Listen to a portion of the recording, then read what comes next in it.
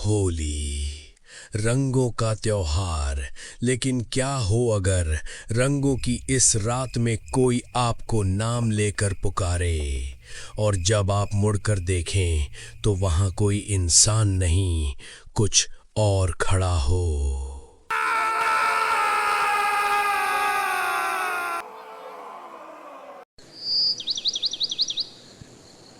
सूरजपुर गांव में होली की रात लोग रंग खेलते हैं, लेकिन एक रास्ता है जहां रात के बाद कोई नहीं जाता, क्योंकि वहां एक पुराना कुआं है और कहते हैं होली की रात वहां से आवाज आती है, मुझे भी रंग चाहिए। बारिश हल्की हल्की हो रही थी।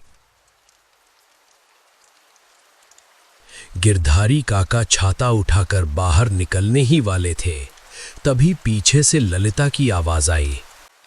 आप फिर जा रहे हैं? आज भी? कम से कम आज तो मत जाइए। गिरधारी ने मुड़कर देखा। अरे ललिता, हर साल तुम यही कहती हो। 2 घंटे दोस्तों के साथ बैठने जा रहा हूँ, कोई जंग लड़ने नहीं। ललिता आगे आई। उसकी आंखों में डर साफ था। आप समझ क्यों नहीं रहे? आज होली की रात है और होली की रात ही तो 25 साल पहले। गिरधारी ने तुरंत बात काट दी। वो बस एक हादसा था, लोग बेवजह उसे कहानी बना देते हैं। ललिता ने गहरी सांस ली। हादसा? 3 दिन तक आप गायब रहे और जब मिले तो पुराने कुएं के पास बेहोश पड़े थे। ये हादसा था? कमरे में कुछ पल की खामोशी छा गई। बारिश की आवाज तेज हो गई। गिरधारी ने नजरें झुका लीं। हर बात का जवाब नहीं होता ललिता। कुछ बातें इंसान भूल जाना ही बेहतर समझता है। फिर उन्होंने छाता उठाया। बस 2 घंटे में आ जाऊंगा। चाय की दुकान। बबलू और नरेश पहले से बैठे थे। यार, आज काका देर कर रहे हैं। शायद भाभी ने रोक लिया होगा। आज का दिन ही ऐसा है। तभी दरवाजे पर छाया दिखी।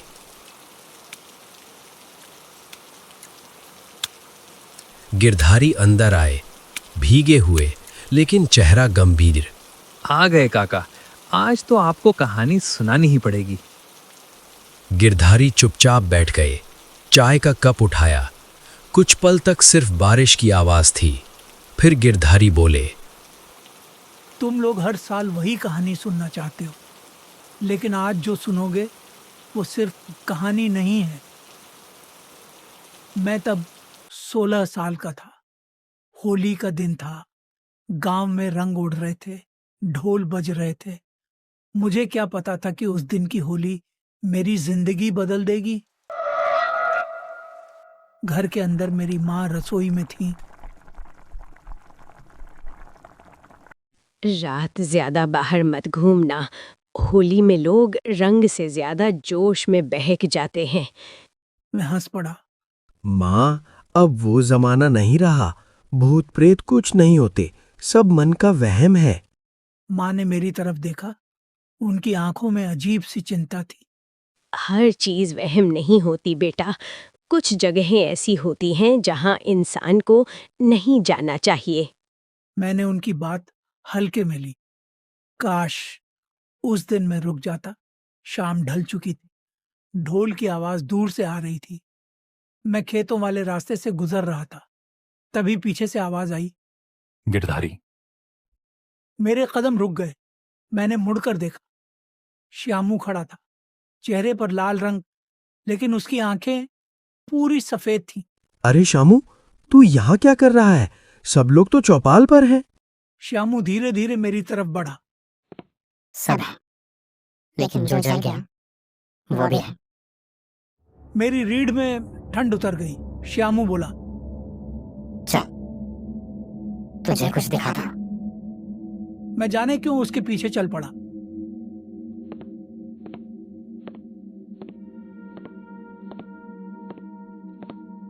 पुराना कुआं सामने था। चारों तरफ सन्नाटा।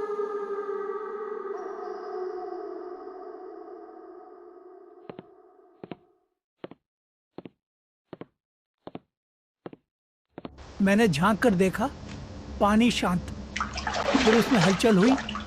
धीरे धीरे एक चेहरा उभरा, जला हुआ, आंखें खुली और अचानक पानी से हाथ बाहर आया। मुझे भी रंग चाहिए। मैं पीछे गिर पड़ा। श्यामू गायब था। मैं भागा, जितनी तेज भाग सकता था।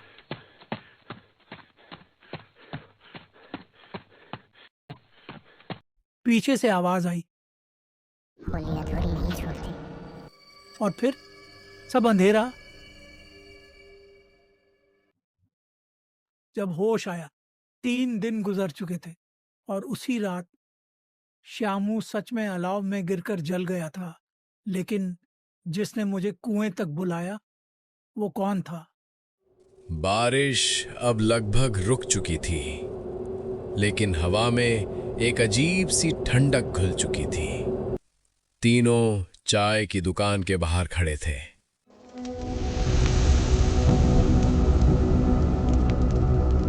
बबलू ने धीरे से गिरधारी काका की तरफ देखा और बोला, काका, आप पिछले 25 साल से उस रास्ते पर नहीं गए। आपने कभी उस कुएं की तरफ पलट कर नहीं देखा। लेकिन आज आपने खुद अपनी आंखों से वहां लाल धुआं उठते देखा है और वो आवाज भी सुनी है।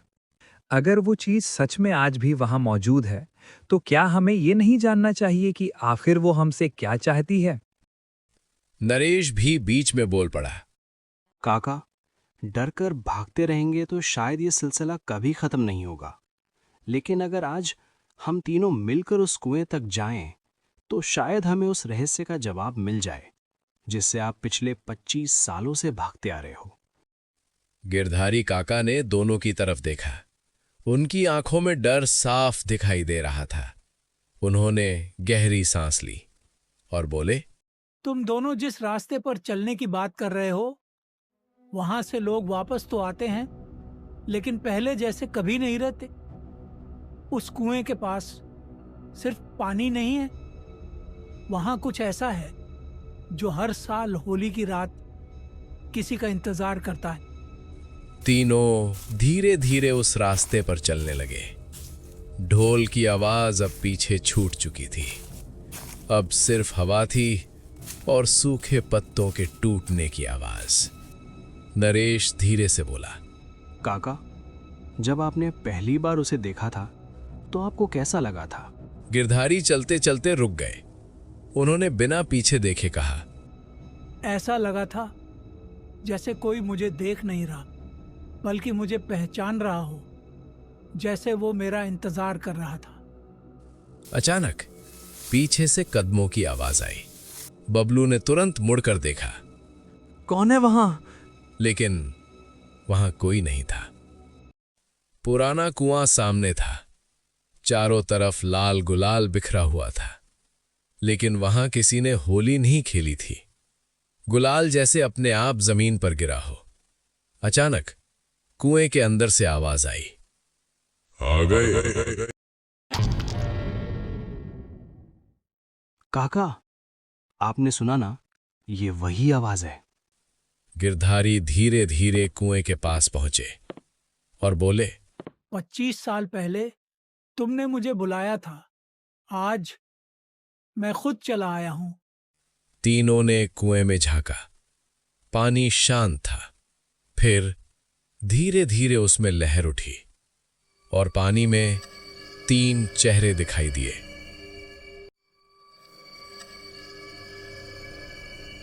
बबलू की सांस रुक गई। ये तो शामू है। नरेश चिल्लाया, लेकिन बाकी 2 चेहरे, ये तो हमारे जैसे दिख रहे हैं। अचानक कुएं के अंदर से 3 हाथ बाहर निकले।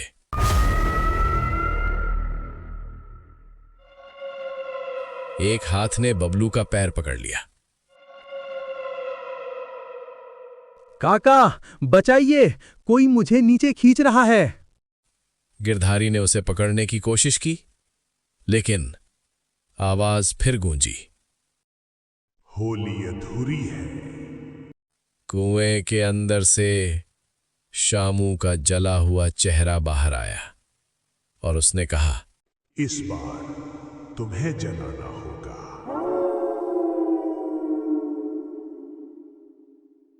अगली सुबह कुएं के पास 3 जोड़ी चप्पलें मिली, लेकिन गिरधारी, बबलू और नरेश कभी नहीं मिले।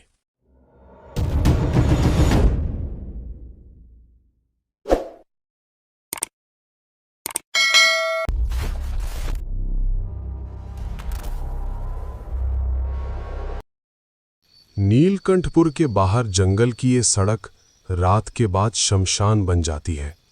इसी रास्ते से उस रात गुजर रहा था अजय।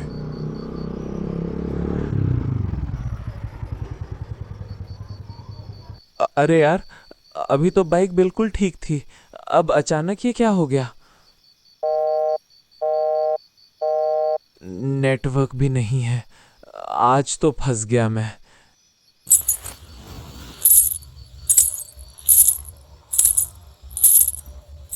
हेलो, कोई है क्या? डरिए मत, मैं भी यहीं फंस गई हूँ।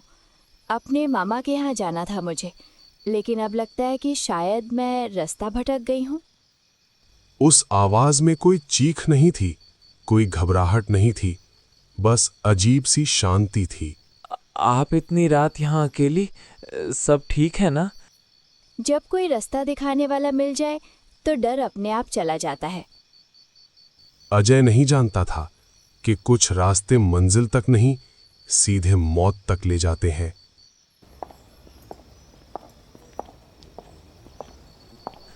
वैसे आप इस इलाके की नहीं लगती। हाँ, काफी समय बाद लौटी हूँ। अच्छा है, नीलकंठपुर शांत है। शांति यहाँ ज्यादा देर नहीं टिकती। अजय को लगा उसने शायद गलत सुना, लेकिन जंगल अचानक और ज्यादा ठंडा हो गया। वो सामने जो टूटा हुआ घर है, वो किसका है? कोई रहता है क्या वहां? कभी किसी का था।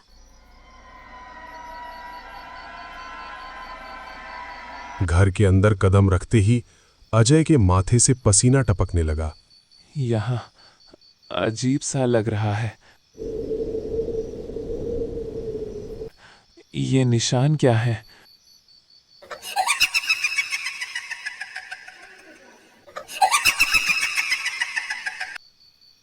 तुम लड़के भी ना, जहां सुंदर चेहरा दिखा नहीं, अकल बंद। मेरे साथ आने के लिए तुरंत मान गए।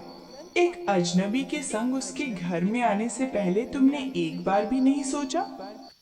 आप ऐसा क्यों बोल रही हैं? और तभी वो लड़की धीरे धीरे पीछे मुड़ी। जो चेहरा कुछ देर पहले खूबसूरत था, अब वो चेहरा नहीं था। उसकी जगह एक भयानक चेहरे ने ले ली थी। नहीं नहीं, तुम इंसान नहीं हो। मैं वही हूँ जिसे तुम लोगों ने जलाया था।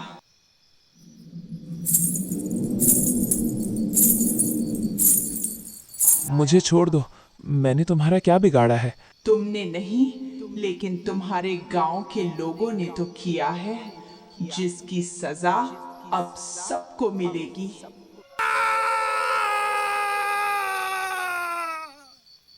और उसी रात नीलकंठपुर ने अपनी पहली लाश देखी।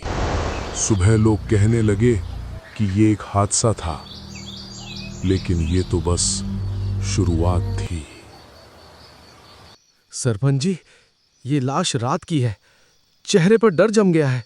अजय का नाम किसी ने नहीं लिया, लेकिन हर कोई समझ गया ये आम मौत नहीं थी। शांत रहो सब। जब तक सच्चाई सामने ना आए, कोई अफवाह नहीं फैलाएगा। सरपंच, अफवाह नहीं है ये, वो औरत लौट आई है। धर्मा काकी, जिसकी आंखें आधा देखती थीं और आधा जानती थीं। कौन सी औरत? जिसे हमने 3 साल पहले जंगल की झोपड़ी में जलाया था। काकी, ये क्या बोल रही हो? वो तो मर चुकी है। मरने वाले मरते हैं, जिनका सुहाग छीना जाए वो लौटते हैं। भीड़ में खड़ा हर आदमी अपने भीतर कुछ टूटता हुआ महसूस कर रहा था। आज रात से कोई भी जंगल के रास्ते नहीं जाएगा, औरतें अकेली नहीं निकलेंगी, मर्द शराब पीकर बाहर नहीं घूमेंगे। वो वापस कैसे आ सकती है? सरपंच, अगर वो गांव में आ चुकी हो तो? ये सवाल था, पर किसी के पास जवाब नहीं था। तो फिर हमें अपनी गलती याद करनी होगी। आधी रात के बाद वो आवाज फिर लौटी। तुमने सुना? हाँ, लेकिन इस बार वो जंगल से नहीं आई। अमरगढ़ समझ चुका था, खतरा बाहर नहीं, अब गांव के अंदर था। और अगली सुबह एक और लाश गांव के कुएं के पास मिलने वाली थी। सुबह का उजाला डर को कम नहीं करता, कभी कभी उसे और साफ दिखा देता है।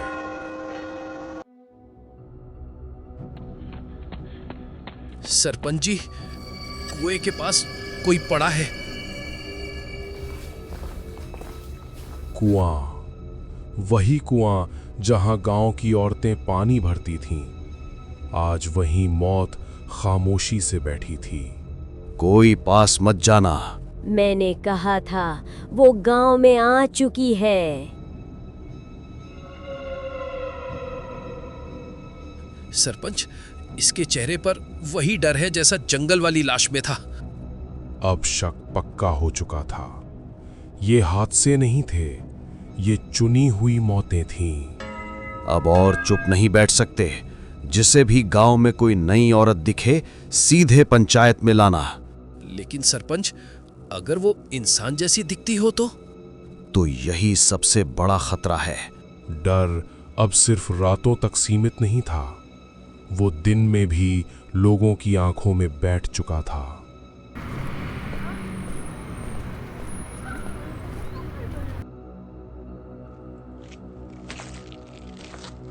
कल रात मुझे किसी ने आवाज दी थी। तुझे कैसे पता? क्या तू बाहर गया था? नहीं, लेकिन आवाज मेरे घर के बहुत पास थी। उसी रात शारदा देवी, रोहित और समर की मां दरवाजे की आवाज से नींद से जाग गईं। इतनी रात दरवाजे पर कौन होगा? माँ जी, थोड़ा पानी मिलेगा? आवाज बेहद मीठी थी। इतनी रात को कौन पानी मांगता है? जो बहुत थक गया हो माँ जी, और बहुत प्यासा हो। शारदा का हाथ दरवाजे की कुंडी पर गया, लेकिन दिल ने रोक लिया। नहीं, कुछ गड़बड़ है। वही आवाज जिसे गांव अब पहचानने लगा था। दरवाजा खोलो माँ जी, मैं तुम्हें पहचानती हूँ। तू कौन है? मैं वही हूँ जिसे तुमने आग दी थी। शारदा बच गईं, लेकिन अब उन्हें यकीन हो चुका था, वो सुहागन चुड़ैल किसी और को नहीं, इसी घर को निशाना बनाने आई थी। हर गांव के पास एक कहानी होती है, और हर कहानी के पीछे एक गलती। अमरगढ़ की गलती 3 साल पुरानी थी। 3 साल पहले शारदा के बड़े बेटे रोहित की सावित्री से इसी गांव में धूमधाम से शादी हुई थी। सावित्री सुंदर थी, लेकिन उसकी आंखों में कुछ छुपा हुआ था।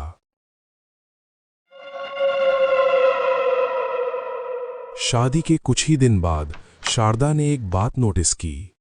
हर अमावस की रात ये बहू घर से निकल जाती है। एक रात शारदा ने रोहित को जगाया। बेटा, आज हमें सावित्री की सच्चाई जाननी होगी। पता तो चले कि ये रोज रात को कहाँ जाती है। माँ, आप बेवजह शक कर रही होंगी। हो सकता है कि वो किसी काम से बाहर जाती हों। लेकिन माँ का दिल कभी बेवजह नहीं डरता। माँ बेटा चुपचाप सावित्री का पीछा करने लगे। माँ, वो झोपड़ी देखो। लेकिन सावित्री यहाँ इतनी रात में क्या कर रही है? यही है जिससे गांव डरता है। अंदर का दृश्य सांस रोक देने वाला था। हे भगवान! एक मिट्टी की गुड़िया, सामने रोहित की तस्वीर और लाल सिंदूर में मिला खून। सावित्री, ये सब क्या है? ये तुम क्या कर रही हो? अब देख ही लिया है तो छुपाऊं क्यों? उसकी आवाज में कोई पछतावा नहीं था। ये सब मैंने अपने सुहाग के लिए किया है। अगर किसी औरत का सुहाग खतरे में हो तो या तो वो देवी बनती है या राक्षसी। तू हमारे घर का नाश कर देगी और इसीलिए तू मेरे बेटे पर टोना टोटका कर रही है। नाश तब होता है माँ जी, जब औरत को जला दिया जाता है। गांव वालों को बुलाया गया।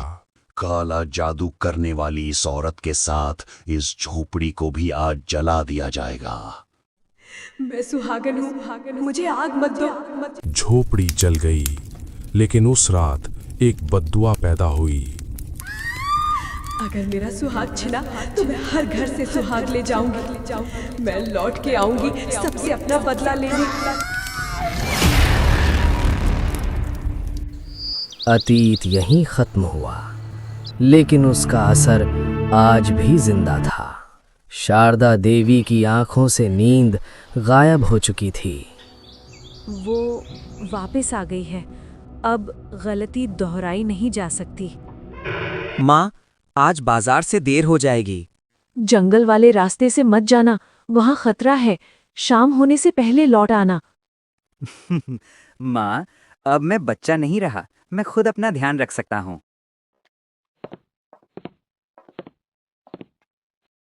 अमरगढ़ का बाजार, जहां डर भी धीरे बोलने लगा था।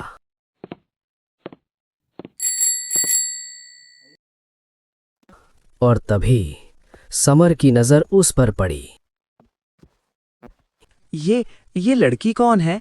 इसे पहले कभी नहीं देखा। सफेद साड़ी, सिर ढका हुआ और चाल में अजीब सी शांति। माफ कीजिएगा, क्या आप मुझे बता सकते हैं ये कौन सा गांव है? ये अमरगढ़ गांव है। आप नई लगती हैं। हाँ, काफी समय बाद आई हूँ। वो झूठ नहीं बोल रही थी। यहाँ रुकने की जगह मिलना मुश्किल है। अगर कोई छत मिल जाए तो बहुत होगा। आप मेरे घर चलिए, मेरी माँ मना नहीं करेंगी। शारदा का डर अब सच बनने जा रहा था।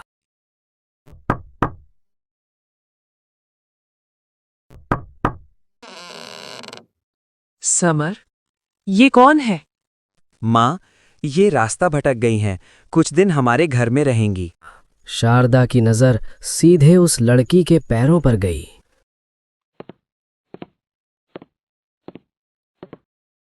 हे भगवान, ये बत्ती कैसे चली गई? शायद इत्तेफाक होगा। वही इत्तेफाक जो 3 साल पहले भी हुआ था। नहीं, ये वो नहीं हो सकती। माँ जी, आप घबरा रही हैं? क्या हुआ है आपको? उस सवाल में एक अजीब अपनापन था। उस रात अमरगढ़ ने अपने लिए संकट के दरवाजे खुद खोल दिए थे और शारदा जान चुकी थी, ये मेहमान एक रात के लिए नहीं आई है। रात अमरगढ़ में जल्दी उतर आती थी और उस रात नींद किसी को नहीं आई। घर की दहलीज फिर से क्यों भारी लग रही है? वो लड़की आंगन में बैठी चुपचाप चांद देख रही थी। क्या बात है, नींद नहीं आई? कुछ जगहें सोने नहीं देती। मतलब ये जगह मेरे लिए नहीं है, शायद इसीलिए मुझे नींद नहीं आ रही है। उसकी आवाज में शिकायत नहीं थी, अपनापन था। आपका नाम? सुहाग। नाम सुनते ही हवा रुक गई थी। सुहाग कितना अजीब नाम है। नाम अजीब नहीं होते, किस्मत होती है। अगली सुबह शारदा ने देखा समर देर तक सोया हुआ था। वो घबरा गई। समर, उठ जा। और कितना देर तक सोएगा? दोपहर होने को आई, जल्दी उठ जा बेटा। माँ, ऐसा लगा जैसे सपना अधूरा रह गया। 3 दिन में सुहाग गांव की हो गई थी।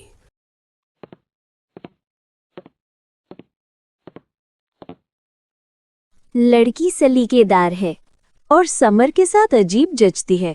मुझे तो इनकी जोड़ी बहुत अच्छी लगती है। अजीब, क्योंकि वही तो चाहिए था।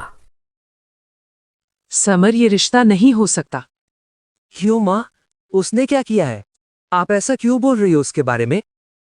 कुछ रिश्ते दिखते नहीं, बस बांध लेते हैं। आप हर बार डर से फैसले लेती हैं, लेकिन अब मैं आपकी ये बात बिल्कुल नहीं मानूंगा। मैं सुहाग से ही शादी करूंगा। शारदा की आंखों में वो डर लौट आया था जो उसने 3 साल पहले दफन कर दिया था। उसी शाम सुहाग मंदिर गई। बेटी, किसके लिए मन्नत मांग रही हो? अपने सुहाग के लिए। घंटी नहीं रुकी थी, वक्त रुका था। अगर तुम्हारी मां न मानी तो? माँ नहीं मानी तो भी मैं तुम्हें छोड़ नहीं सकता। वो जवाब समर का था, लेकिन फैसले किसी और के थे। अमरगढ़ में आज सगाई थी, लेकिन हवा में खुशी नहीं, भारीपन था। शारदा देवी क्यों नहीं दिख रही? क्या वो अपने बेटे की शादी में शामिल नहीं होंगी? शारदा घर के कोने में बैठी थी, संदूक खुली हुई। एक बार पहले भी यही गलती हुई थी, आज फिर वही सब दोबारा हो रहा है। मुझे किसी भी तरह ये शादी रोकनी होगी। कागजों में एक नाम बार बार लिखा था, सुहाग। लड़का लड़की आगे आएं। विवाह का शुभ मुहूर्त बीता जा रहा है। समर आगे बढ़ा। सुहाग ने घूंघट उठाया और शारदा ने वो देखा जो वो 3 साल से डरती आ रही थी। रुको, ये शादी नहीं हो सकती। ये लड़की इंसान नहीं है। क्या कह रही हो देवी? माँ जी, अब सच बताने का वक्त आ गया है। सुहाग ने घूंघट पूरी तरह हटा दिया। उसका चेहरा वही था जो 3 साल पहले एक पेड़ के नीचे खामोशी से रुक गया था। ये तो वो लड़की है जो कुछ साल पहले मर चुकी थी। मैं बदला नहीं चाहती थी, मुझे बस अपना सुहाग चाहिए था। शारदा समझ गई, उस रात उसने एक लड़की नहीं, एक रस्म को अधूरा छोड़ा था। गलती मेरी थी। मेरे बेटे को छोड़ दे। चाहे तो मुझे ले जा, लेकिन मेरे बेटे को कुछ मत कर। अब बहुत देर हो चुकी है।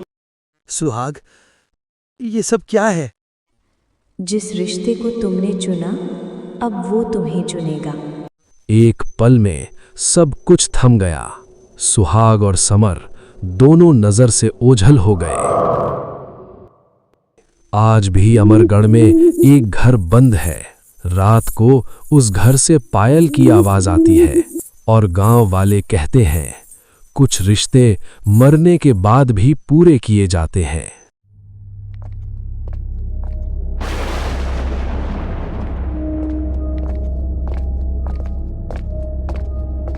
कहते हैं नागपंथी घाटी में रात को जो दरवाजा खटखटाता है वो कभी इंसान नहीं होता। दरवाजा मत खोलना, वो इंसान नहीं है।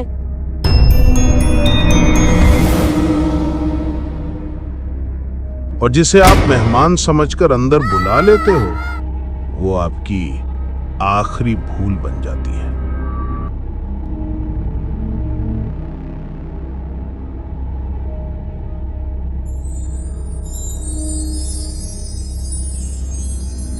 आर्य और नील की शादी को अभी मुश्किल से 5 महीने ही हुए थे। खुश थे और एक दूसरे में खोए हुए थे।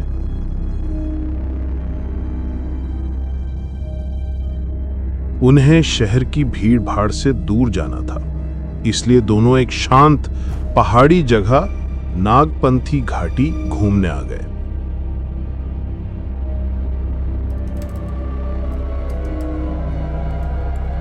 अजीब बात यह थी कि यहां लोकल लोग किसी भी कीमत पर रात गुजारने से मना करते थे, लेकिन आर्य और नील को लगा कि बस अंधविश्वास है। नील ने कहा, यहाँ की हवाई अलग है, एकदम शांत। आर्य मुस्कुराई। शांत? या फिर ज्यादा शांत? बाहर आसमान में काले बादल जमा थे और थोड़ी ही देर में चटाक से बिजली कड़की।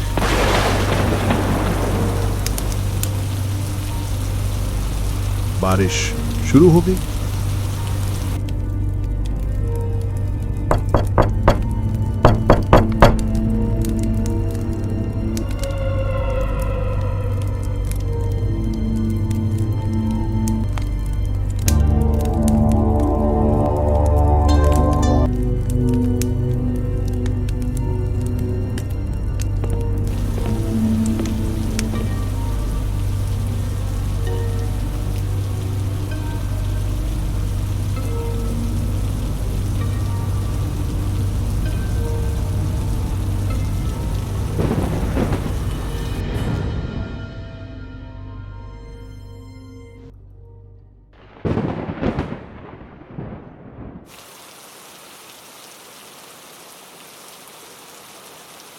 दोनों झोपड़ी में जाकर सोने लगे।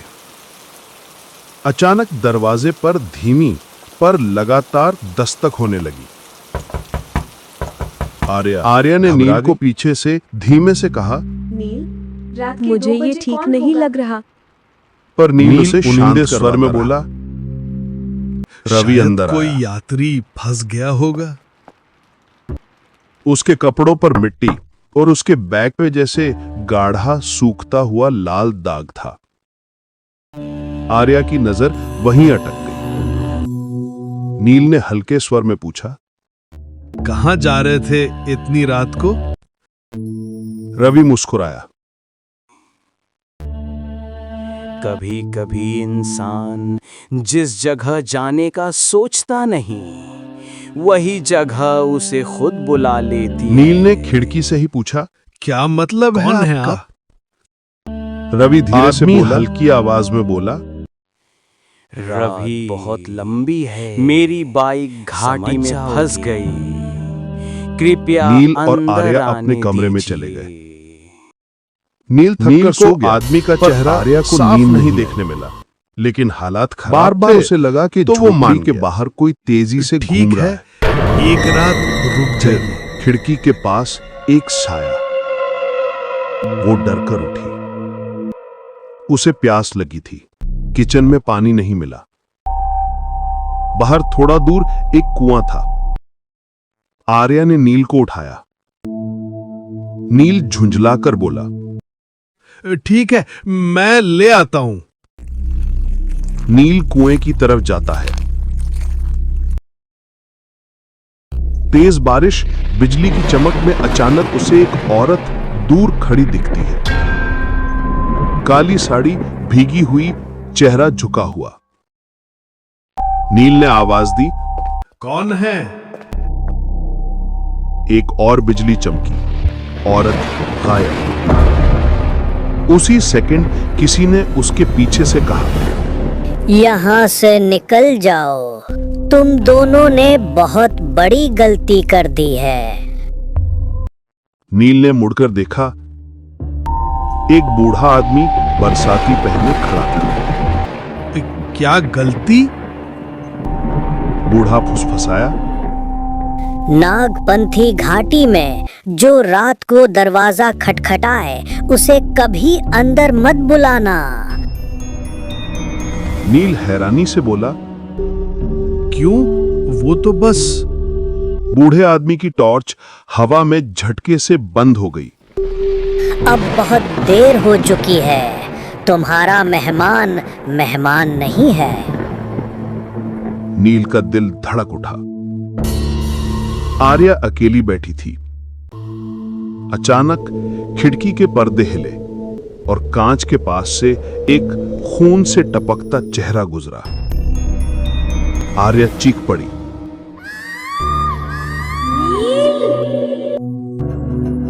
नील उसकी चीख सुनकर भागा। झोपड़ी पहुंचते ही उसने देखा किचन से ठक ठक ठक जैसे कोई कुछ काट रहा हो। दोनों डरते डरते अंदर गए और वहां रवि टेबल पर पड़ा कुछ काट रहा था। उसका हाथ खून में सना था उसकी आंखें लाल, उसके सामने अजीब हड्डी नुमा टुकड़े। वो धीरे से बोला, तुम दोनों की बारी भी आ गई। गला खूंखारते हुए हंसा।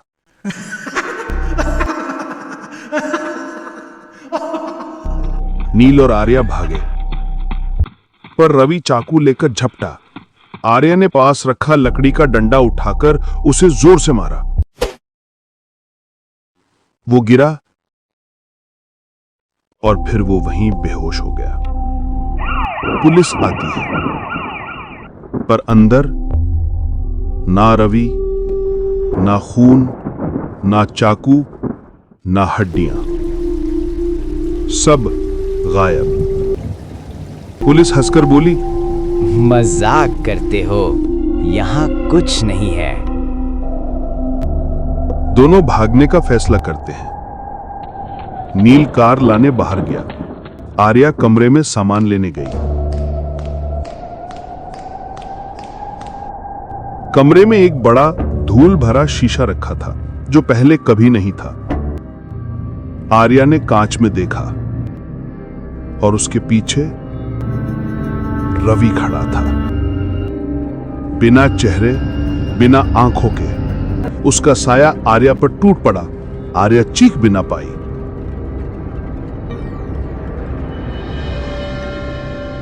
नील वापस आता है और कमरे में आर्या की निर्जीव देह पड़ी होती है। नील चीखता है, आर्या, ये तुम्हें क्या हो गया? तुम ऐसे नहीं जा सकते। अचानक बाहर रास्ता बदल जाता है। वो जिस भी तरफ भागता उसी झोपड़ी की ओर लौट आता।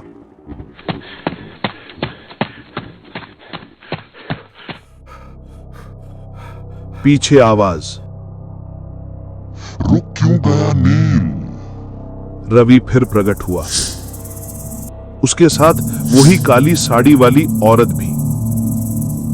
दोनों ने नील को घेर लिया और रात की चीखें पूरी घाटी में गूंज उठी। कहते हैं नागपंथी घाटी हर साल कुछ यात्रियों को निगल लेती है। लोग कहते हैं वहां का मेहमान मेहमान नहीं, एक भटकती आत्मा है जो घर में घुसते ही सबको अपना बना लेती है। इसलिए रात में खटखटाहट सुनकर दरवाजा कभी मत खोलना, कभी नहीं।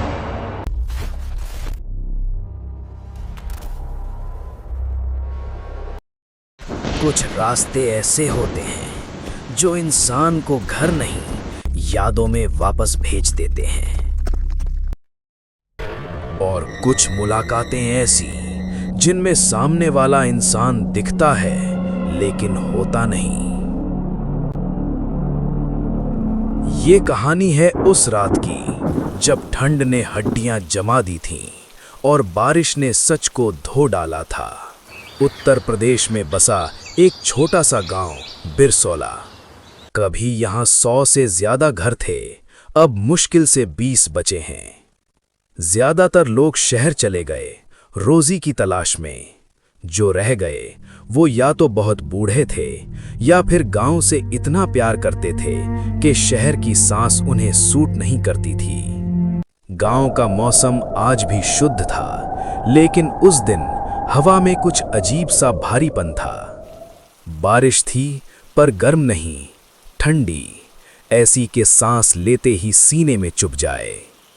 बिरसौला में अगर कोई जगह अब भी जिंदा थी तो वो थी हरिराम काका की चाय की टपरी।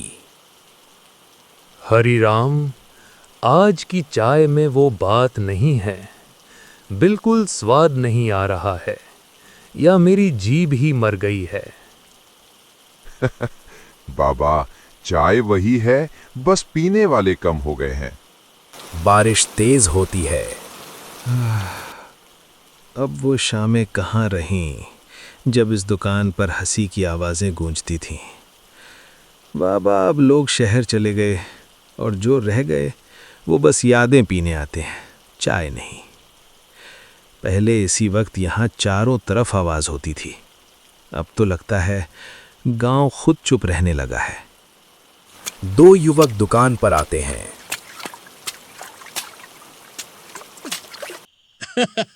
काका, 2 कप कड़क चाय लगाई हैं। आज ठंड कुछ ज्यादा ही लग रही है। और आज कोई डरावनी बात सुनाइए। ठंड है, माहौल बन रहा है।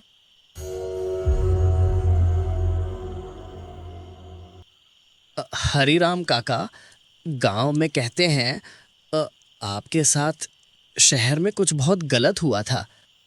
गलत नहीं बेटा, जो हुआ था वो आज भी मेरे पीछे चलता है। आज से 35 साल पहले मैं एक अस्पताल में काम करता था। वही रात थी, है ना हरिराम?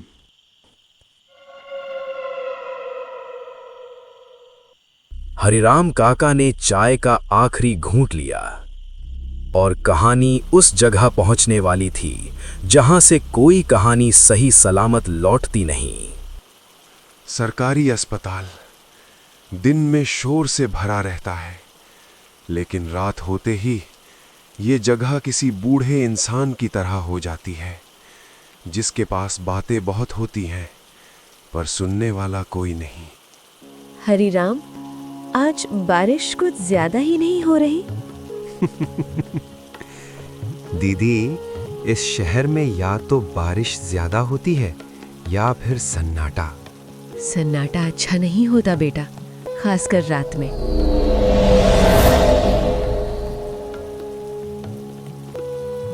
क्यों दीदी, आप भी मानने लगी क्या इन बातों को? मैं कुछ नहीं मानती, बस इतना जानती हूँ कि इस अस्पताल ने कई लोगों की आखिरी सांसें सुनी है। 11 बजते ही अस्पताल जैसे अपनी आंखें बंद कर लेता है। वार्ड में पड़ा हर मरीज या तो सो रहा होता है या फिर किसी और दुनिया की तैयारी में। पानी पीने गया तो गिलास तक ठंडा था। दीवारें भी जैसे ठंड से सिकुड़ रही हों। ड्यूटी खत्म हुई और मेरे पास 2 ही रास्ते थे, या तो अस्पताल में रुक जाऊं या फिर आखिरी बस पकड़ लूं।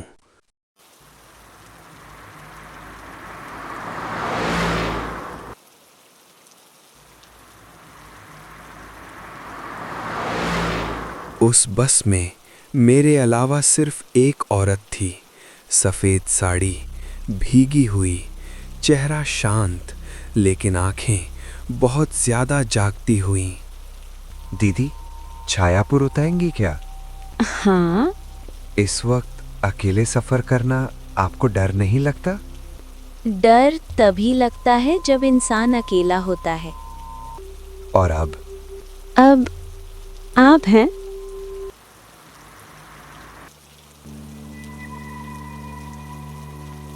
बस आगे निकल जाती है।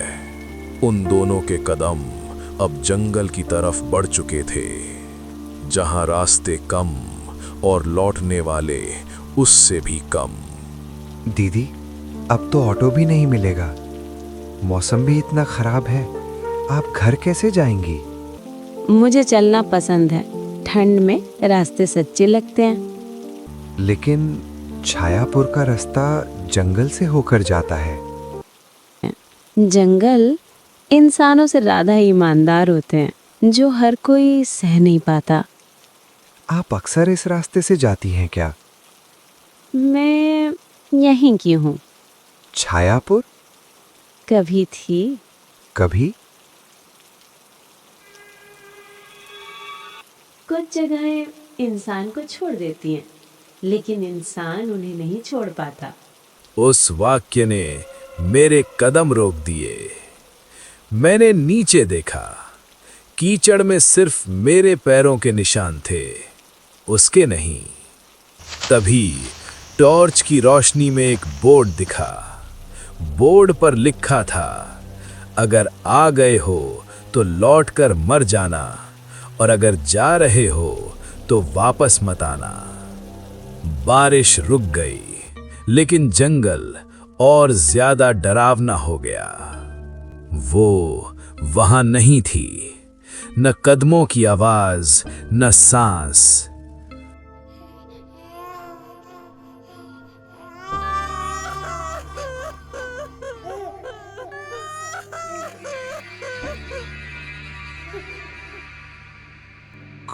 कौन है? अब जंगल सिर्फ जंगल नहीं रहा, वो सुन रहा था, देख रहा था। हरे राम हरे राम हरे राम हरे राम।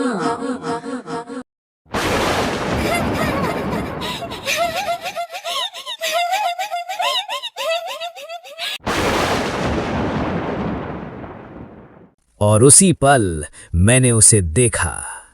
चेहरा अधजला, आंखें पूरी काली, मुंह असामान्य रूप से खुला, पैरों की जगह जमीन से ऊपर तैरता शरीर। हे भगवान, अब पहचान लिया। तुम कौन हो? मैं वो हूँ जो इस जंगल में हर अकेले इंसान की परछाई बन जाती हूँ।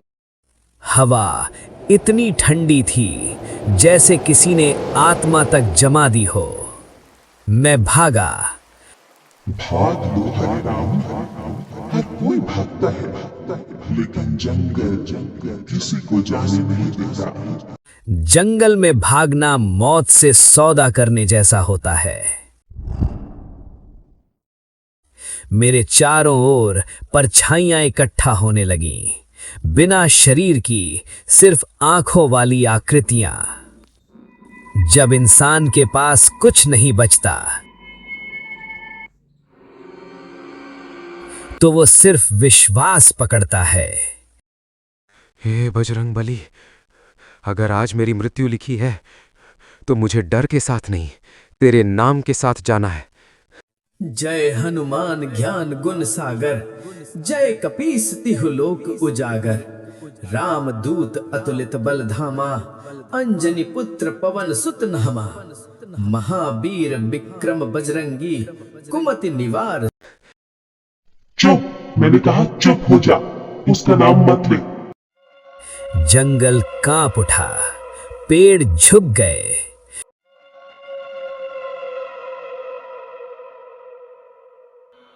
मेरी आंखों के सामने अंधेरा छाने लगा और फिर कुछ भी नहीं।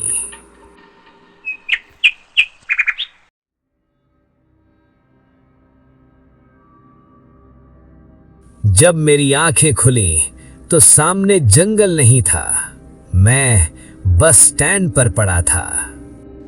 पानी, कोई पानी पिला दो। ये मैं यहां कैसे?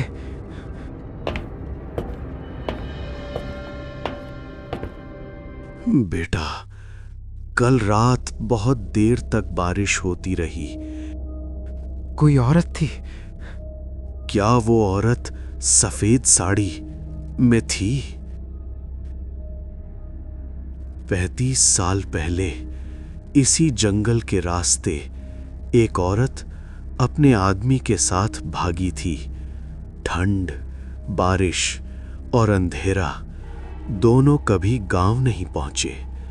उस औरत की लाश आज तक नहीं मिली, लेकिन हर ठंडी बारिश वाली रात किसी न किसी के साथ वो चलती है। तभी मुझे याद आया, उसने कहा था मैं किसी को साथ ले जाने आई हूं। लेकिन मैं कैसे बच गया? क्योंकि तुमने उसका नाम नहीं पूछा, उसकी सच्चाई नहीं छीनी, और सबसे बड़ी बात, तुमने डर में भी आस्था नहीं छोड़ी। उस दिन के बाद मैंने रात की ड्यूटी छोड़ दी और कभी उस जंगल के रास्ते नहीं गया।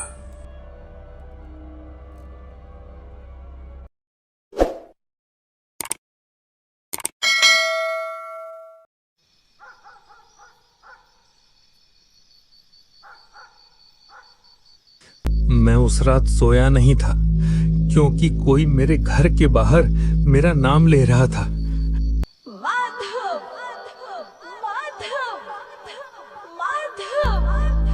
आवाज किसी औरत की थी, लेकिन गांव में उस आवाज वाली औरत 3 दिन पहले दफनाई जा चुकी थी।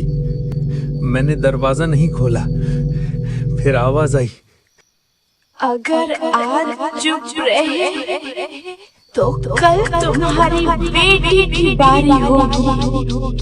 माधव, माधव, माधव। मेरे हाथ कांपने लगे। मैंने खिड़की से झांका। पीपल के नीचे एक परछाई खड़ी थी और तभी मुझे समझ आ गया, ये कहानी अब सिर्फ डर की नहीं, इंसाफ की है। ठंड अपनी हद पार कर चुकी थी। माघ महीने की वो रात ऐसी थी जैसे पूरा गांव किसी अदृश्य कफन में लिपट गया हो। गांव नारायणपुर के बाहर पुराने काला पीपल के नीचे बना टूटा फूटा चबूतरा धुंध में आधा गायब लग रहा था। वहीं बैठे थे माधव और जगन। दोनों की उम्र 50 पार कर चुकी थी, लेकिन आंखों में अब भी खेतों की चिंता और परिवार का डर साफ दिखता था। जगन ने कांपते हाथों से बीड़ी सुलगाई और बोला, माधव, ऐसी ठंड तो मैंने 30 साल में नहीं देखी। लगता है जैसे हवा भी आज कुछ कहना चाहती है। माधव ने पीपल की जड़ों की तरफ देखते हुए जवाब दिया, याद है बचपन में यहीं आग जला के मक्का भूना करते थे। तेरी माँ चिल्लाती थी, रात को बाहर मत बैठा करो, पीपल के नीचे कुछ रहता है। जगन हल्की हंसी हंसा, फिर अचानक गंभीर हो गया। तब डर कहानी का होता था, आज डर जिंदगी का है। माधव चुप हो गया। जगन ने उसे गौर से देखा। आज बहुत बुझा बुझा लग रहा है, कुछ हुआ है क्या? माधव की आवाज भारी हो गई। पिछले साल जंगली सांड ने जो फसल रौंदी थी ना, उसकी वजह से बहुत नुकसान हुआ था। आज भी वही सपना आता है। इस बार अगर फसल गई तो मेरी बेटी नीरा की शादी टूट जाएगी। जगन ने उसका कंधा दबाया। तेरी बेटी मेरी भी बेटी है माधव। जब तक हम जिंदा हैं, खेत को कुछ नहीं होगा। तभी झाड़ियों में कदमों की आवाज आई। दोनों एक साथ चुप हो गए। जगन फुसफुसाया, सुना तूने? माधव की आंखें अंधेरे में गड़ गईं। ये जानवर की चाल नहीं लगती। आवाज फिर आई, धीमी, भारी, जैसे कोई बोझ उठाकर चल रहा हो। माधव बोला, चल देख लेते हैं। दोनों दबे पांव आगे बढ़े। तभी रुक, उधर देख। घास के बीच एक परछाई चल रही थी, हाथ में टिमटिमाती लालटेन। जगन की सांस अटक गई। अरे, ये तो किशोर है। किशोर गांव के सबसे बड़े जमींदार देव सिंह ठाकुर का दाहिना हाथ। माधव बुदबुदाया, इतनी रात और इस रास्ते से? ये तो शमशान कुएं की तरफ जाता है। किशोर बार बार पीछे मुड़कर देख रहा था। जगन बोला, ये आदमी कभी साफ काम नहीं करता, जरूर कुछ गड़बड़ है। लेकिन दोनों चुपचाप वापस लौट आए। अगली सुबह सूरज निकला।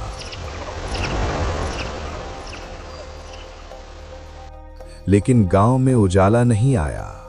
हर तरफ फुसफुसाहट थी। माधव की पत्नी कमला रोती हुई आई। उठो, अनहोनी हो गई है। सरिता, वो मार दी गए। कल रात को किसी ने सरिता को मार दिया। पीपल के नीचे उसकी लाश मिली है। माधव के दिमाग में रात की लालटेन घूम गई। माधव और जगन दोनों जानते थे, ये कोई हादसा नहीं। शाम को चाय की दुकान पर किशोर बैठा था।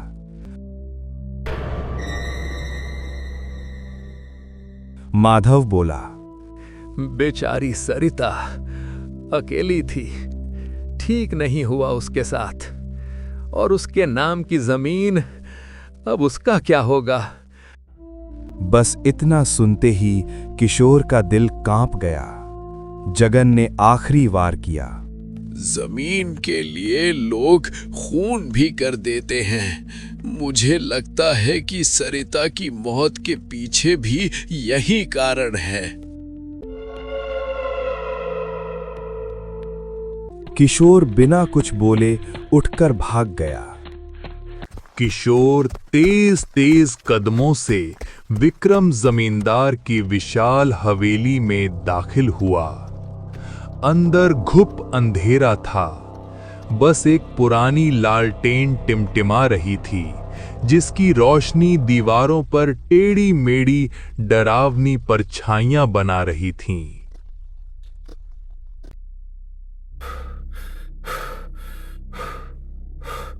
ठाकुर साहब, मैं अभी चाय की दुकान से आ रहा हूँ।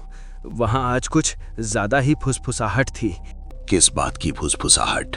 लोग कह रहे हैं कि सरिता का मामला सिर्फ इत्तेफाक नहीं है, जमीन को लेकर कुछ गड़बड़ हुई है। मुझे डर है कहीं कोई सच्चाई तक न पहुंच जाए। हिम्मत किसकी हुई मेरी बातों पर चर्चा करने की? ठाकुर साहब, माधव और जगन और मुझे शक है कि शायद कल रात उन्होंने हमें देख लिया था। देख लिया था? कैसे? वो दोनों अक्सर रात खेतों में ही रुकते हैं। अगर उस वक्त वहां थे तो सब कुछ देख सकते थे। अचानक विक्रम सीधा बैठ जाता है। लालटेन की लौ हिलती है। उसके चेहरे पर चिंता की लकीरें साफ उभर आती हैं। अगर उन्होंने देख लिया है तो मामला सच में हाथ से निकल सकता है। तुम एक काम करो, सरिता की मौत से जुड़े सभी सुरागों को मिटा दो। आज रात ही ये काम हो जाना चाहिए। हवेली में सन्नाटा और गहरा हो जाता है। उस रात किशोर हवेली से निकल चुका था। आसमान में बादल ऐसे घिरे थे जैसे चांद को भी सब कुछ देखने की इजाजत न हो। हवेली से खेतों की तरफ जाती कच्ची पगडंडी पर उसके कदम तेज थे, लेकिन दिल उससे भी तेज धड़क रहा था। बार बार पीछे मुड़कर देख रहा था। बस एक काम और, फिर इस गांव से हमेशा के लिए निकल जाऊंगा। तभी टक, पीछे किसी टहनी के टूटने की आवाज आई। किशोर वहीं रुक गया। उसका गला सूख गया। कौन है? कोई जवाब नहीं, बस हवा का एक ठंडा झोंका जो उसकी गर्दन से होते हुए सीधा रीढ़ में उतर गया। फिर धुंध के बीच से एक आकृति उभरी। बाल खुले हुए, पैर जमीन को छू ही नहीं रहे थे। किशोर के मुंह से बस एक नाम निकला, सरिता। आवाज आई, गहरी, गूंजती हुई। हाँ किशोर, वही सरिता जिसे तुमने पीपल के नीचे जमीन के लिए मार डाला था। किशोर घुटनों के बल गिर गया। मुझे माफ कर दे, मैंने जो किया वो देव सिंह के कहने पर किया। सरिता की आंखों से काला धुआं सा निकलने लगा। जब मैं जिंदगी की भीख मांग रही थी तब तुमने भी यही कहा था, जो होना था हो गया। हवा अचानक तेज हो गई। एक चीख गूंजी और अगली सुबह कुएं के पास किशोर की लाश मिली। गांव में सन्नाटा छा गया। लोग फुसफुसा रहे थे, ये इंसान का काम नहीं है, सरिता की आत्मा भटक रही है, उसने ही इसे मारा है। शाम को माधव और जगन पीपल के नीचे बैठे थे। दोनों के बीच पहली बार डर खुलकर सांस ले रहा था। तभी हवा में किसी ने नाम लिया, काका। दोनों सिहर गए। धुंध के बीच सरिता की आत्मा खड़ी थी। अब उसका चेहरा शांत था, लेकिन आंखों में गहरा दर्द। किशोर को सजा मिल गई, लेकिन असली गुनहगार अभी जिंदा है। माधव ने कांपते हुए पूछा, देव सिंह? सरिता ने सिर हिलाया। जब तक वो जिंदा रहेगा, इस गांव की कोई बेटी सुरक्षित नहीं रहेगी। जगन की आवाज टूट गई। बेटी, हम साधारण किसान हैं, हम क्या कर सकते हैं? सरिता की आवाज गूंज उठी। अगर आज भी चुप रहे तो अगली लाश गांव के किसी और घर की बेटी की होगी।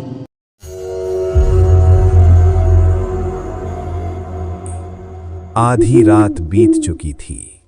देव सिंह की हवेली के बाहर माधव और जगन खड़े थे।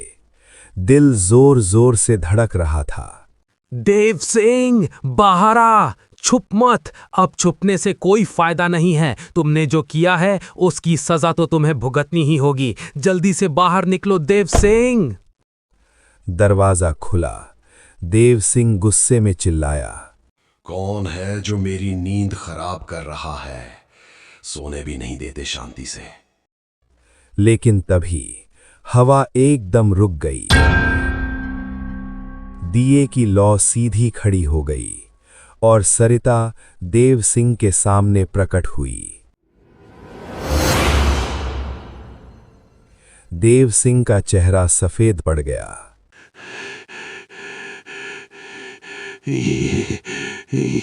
ये मुमकिन नहीं। तुम तो मर चुकी थी सरिता। तुम वापस कैसे आ सकती हो? सरिता की आवाज आसमान तक गूंज गई। जब तुमने मेरी जमीन छीनी तब भी मैंने यही कहा था, ये मुमकिन नहीं। देव सिंह हाथ जोड़ने लगा। मुझे छोड़ दे, मैं सब वापस कर दूंगा। अब देर हो चुकी है। सरिता की आत्मा हवा की तरह उसके अंदर समा गई। देव सिंह तड़पने लगा। एक आखिरी चीख।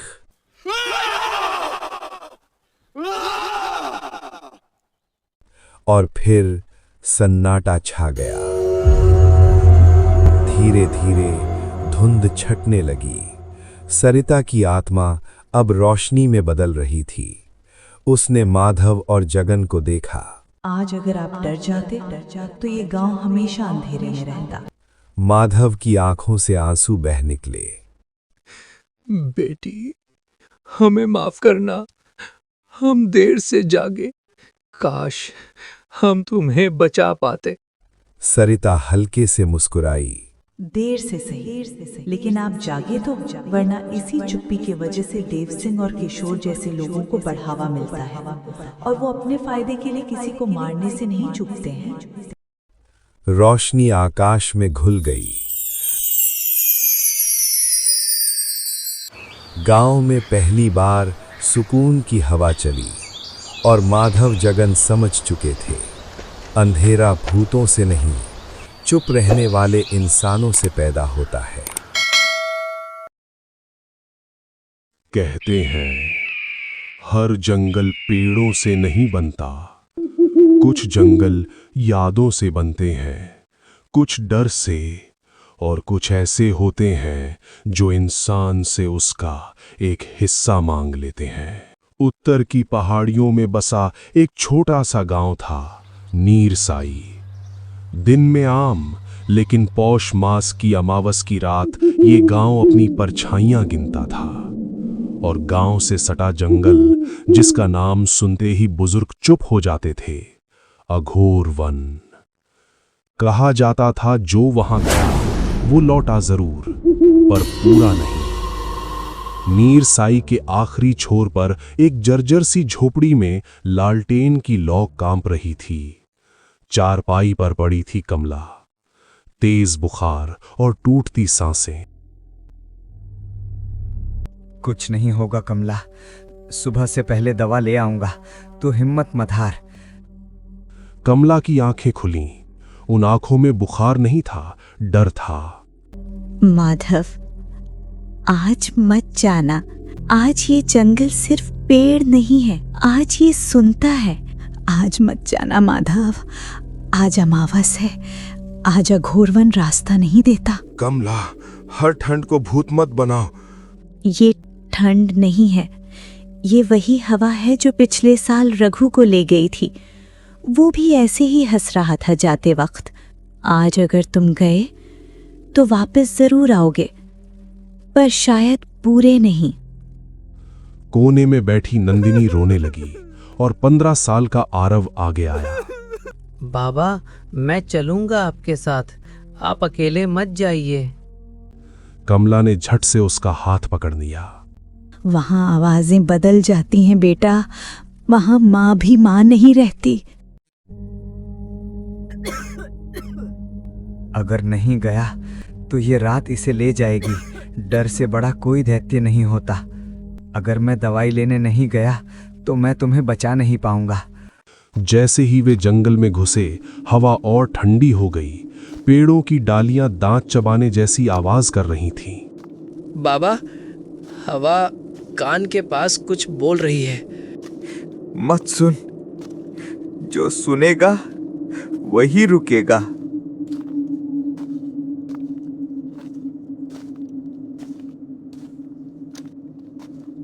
कोहरा अचानक गाढ़ा हो गया, इतना गाढ़ा कि 2 कदम आगे कुछ दिखाई नहीं दे रहा था।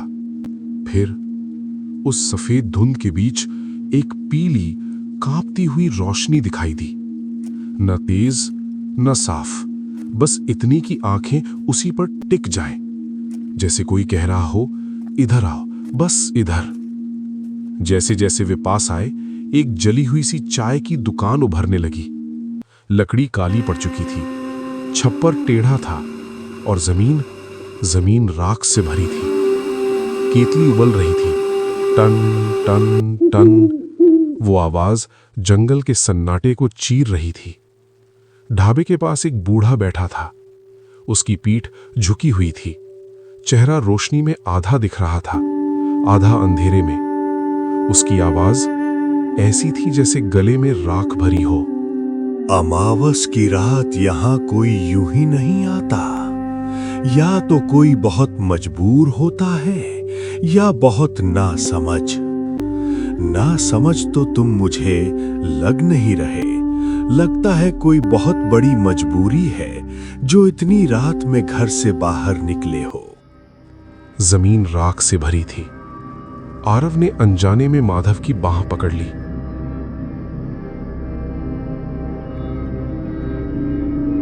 रास्ता बताइए, हमें शहर जाना है। बूढ़ा बिना उनकी ओर देखे बोला, रास्ता? यहाँ रास्ते नहीं होते मुसाफिर, यहाँ सिर्फ फैसले होते हैं, और वो फैसले ये जंगल खुद करता है। उस पल हवा ठंडी नहीं थी, नुकीली थी। आरव का हाथ कांपने लगा। अगर माँ की आवाज सुनो तो समझ लेना वो माँ नहीं है। माधव ने एक पल के लिए ढाबे को देखा, फिर बेटे की ओर। उन्होंने चाय नहीं पी, पीछे मुड़े बिना अंधेरे में आगे बढ़ गए।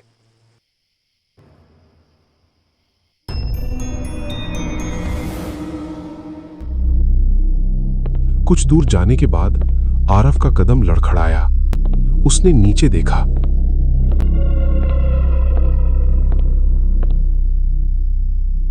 बाबा, जमीन गीली क्यों लग रही है, जैसे मांस की बनी हो। उसने पैर रगड़ा। मिट्टी नहीं थी, कुछ चिपचिपा था। माधव कुछ नहीं बोला, बस कदम तेज कर दिए।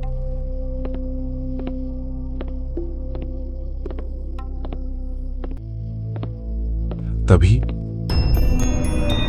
भैया, मुझे ठंड लग रही है, मुझे भी अपने साथ ले चलो। आरव का शरीर सुन्न हो गया। ये नंदिनी है। आवाज बिल्कुल वैसी ही थी, डरी हुई, कांपती हुई, जैसी उसकी बहन की होती थी। पीछे मत देखना, वरना हम यहीं फंस के रह जाएंगे। आवाज और पास आ गई। अब वो कान के बिल्कुल पास थी। क्या तुम्हें मेरी आवाज नहीं सुनाई दे रही है? बस एक बार पीछे देख लो। अगर मैं झूठी निकली तो मेरी कसम। अगर सच में वो हुई तो, अगर वो यहाँ फंस गई तो। आरव की आंखों से आंसू बहने लगे। माधव रुका, गहरी सांस ली। तो वो अब इंसान नहीं रही बेटा, और जो इंसान नहीं रहता वो जंगल का हो जाता है। अचानक केतली की वही आवाज। ढाबा फिर सामने था, लेकिन इस बार कोई आग नहीं, कोई धुआं नहीं। 2 लोग बेंच पर बैठे थे, सर झुके हुए। बूढ़ा धीरे धीरे खड़ा हुआ। अब उसका चेहरा साफ दिख रहा था। त्वचा झुलसी हुई, आंखों की जगह गहरा काला गड्ढा। उसने उंगली उठाई। दवा ले गए, अब कुछ छोड़ जाओ। आरव ने कदम बढ़ाना चाहा, नहीं बढ़े। बाबा, मेरे पैर। हवा भारी हो गई। पीछे बैठे दोनों ने सर उठाया। उनके चेहरे नहीं थे, सिर्फ काला धुआं। माधव ने पूरी ताकत लगाई, आरव को झटके से खींचा। दोनों भाग पड़े।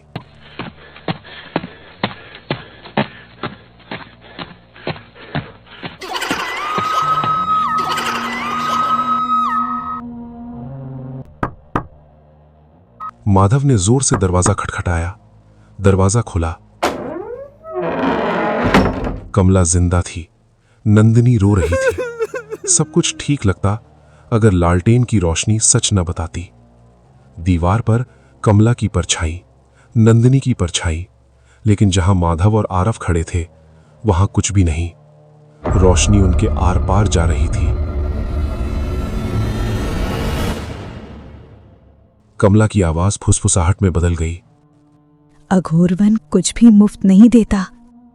दरवाजे पर 3 धीमी दस्तक हुई। बाहर से आवाज आई, बिल्कुल माधव जैसी। कमला, दरवाजा खोलो, मैं दवा ले आया हूं।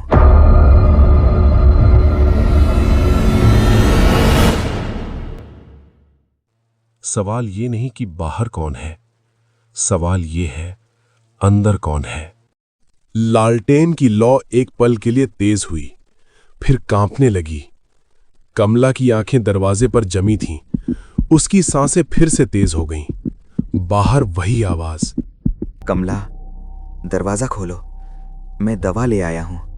माँ, पापा तो अंदर है, तो ये कौन है? माँ, दरवाजा मत खोलना, ये अंदर आने के लिए इजाजत मांग रहा है। आरव ने अपने हाथ देखे। असल थे, गर्म थे, लेकिन जमीन पर कुछ भी नहीं पड़ रहा था, कोई साया नहीं। दरवाजे पर फिर दस्तक हुई। इस बार आवाज बदली।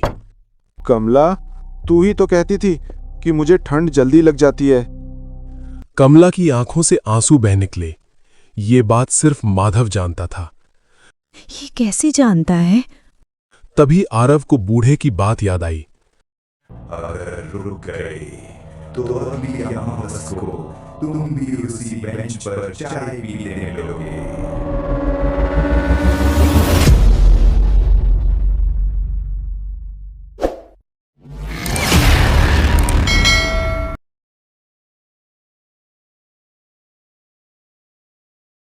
उत्तर भारत के पहाड़ी इलाके में बसा एक छोटा सा गांव था, भैरवपुर। सर्दियां इस साल कुछ ज्यादा ही बेरहम थीं। हवा में ऐसी ठंड घुली थी कि आग के पास बैठकर भी शरीर कांपता रहे। घर के अंदर मोहन और उसकी पत्नी ललिता अलाव के पास बैठे थे। इस साल की ठंड तो हद कर रही है। लगता है जैसे सांस के साथ बर्फ अंदर जा रही हो। हाँ, जानवरों का क्या हाल होगा भगवान ही जाने। बाहर तो इंसान भी टिक नहीं सकता, इतनी ज्यादा ठंडी हवा चल रही है। अभी बात पूरी भी नहीं हुई थी कि मोहन का मोबाइल बज उठा। हेलो काका? उधर से घबराई हुई आवाज आई। मोहन, जल्दी आजा बेटा, लकड़ियां खत्म हो गई हैं।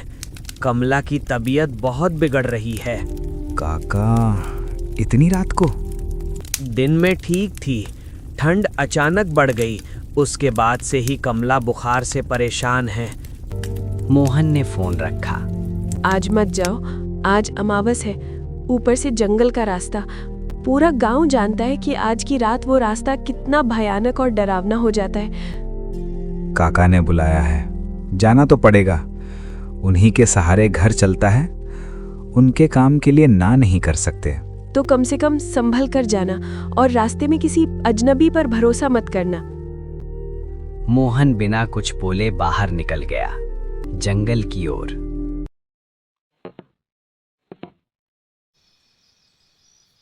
काका ने उसे लालटेन दी। अमावस की रात है बेटा, अगर कोई बुलाए तो पलट कर मत देखना। ये लालटेन अपने साथ ले जा बेटा, जंगल में काम आएगी। मोहन मुस्कुराया, पर दिल में हल्की सी चुभन जरूर हुई। गांव से बाहर निकलते ही हवा और ठंड दोनों ने हमला कर दिया।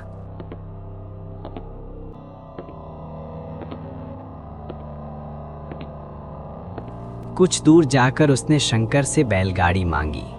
शंकर ने बैलगाड़ी तो दी, लेकिन साथ आने से मना कर दिया। भाई आज नहीं, आज अमावस की रात है।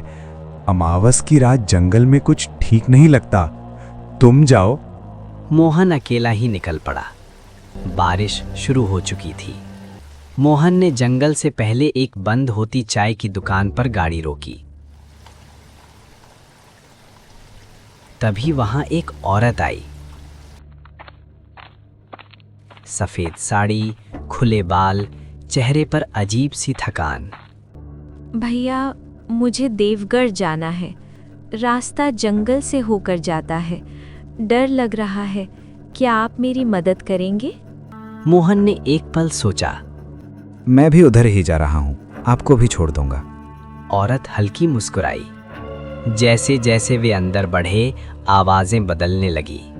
पेड़ों की सरसराहट अब फुसफुसाहट जैसी लग रही थी। क्या तुम्हें भूतों पर यकीन है? नहीं, जो देखा नहीं उस पर कैसे मानो? औरत हंसी, लेकिन वो हंसी इंसानी नहीं थी।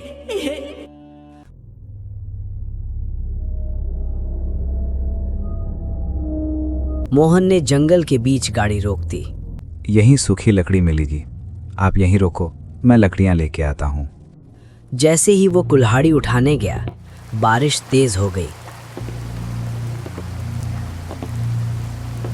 वापस आया तो बैल गायब थे। मेरे बैल कहाँ गए? अभी तो यहीं थे। मुझे पता है वो कहाँ है। मोहन का खून जम गया। अचानक बिजली चमकी। औरत का चेहरा धीरे धीरे बदलने लगा।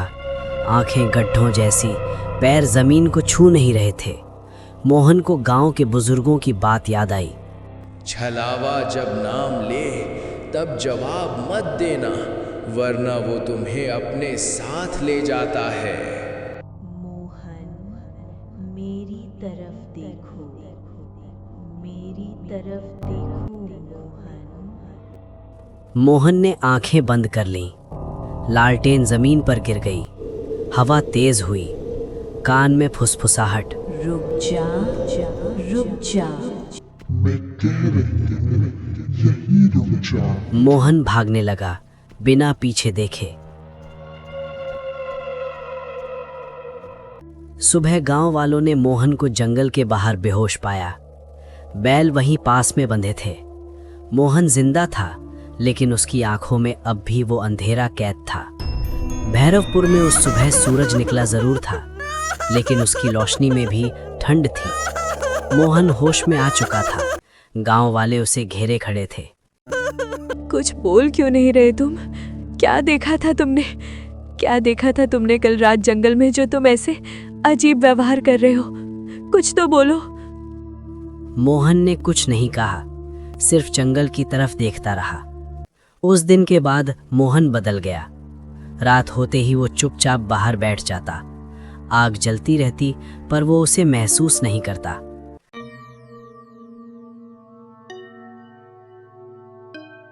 कभी कभी वो बुदबुदाता। उसने मेरा नाम लिया था, उसने मेरा नाम लिया था। ललिता डरने लगी। उसने मेरा नाम लिया था, उसने मेरा नाम लिया था। गांव के सबसे बूढ़े आदमी नाथू बाबा को बुलाया गया। नाथू बाबा ने मोहन को देखा और सिर्फ इतना कहा, इसे जंगल ने छुआ है, छोड़ा नहीं, वो दोबारा आएगा लेने इसको। इसका मतलब? छलावा किसी को ऐसे नहीं छोड़ता, वो निशान छोड़ जाता है और फिर बुलाता है। सब सन्न रह गए।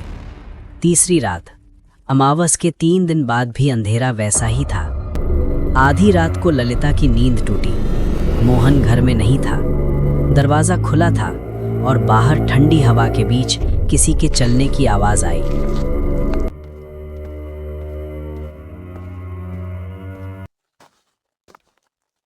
ललिता ने देखा, मोहन गांव के बाहर जा रहा था। वो कुछ बोल रहा था। मैं आ रहा हूं, अब देर नहीं करूंगा। वो मुझे अपने पास बुला रही है। ललिता के रोंगटे खड़े हो गए। गांव के कुत्ते एक साथ रोने लगे। नाथू बाबा ने जमीन पर राख फैलाकर देखा। इसके कदम जंगल की तरफ हैं। छलावा मोहन को अपने पास बुला रहा है। सब लोग मशाले लेकर निकले, लेकिन जंगल के किनारे पहुंचते ही मोहन गायब था।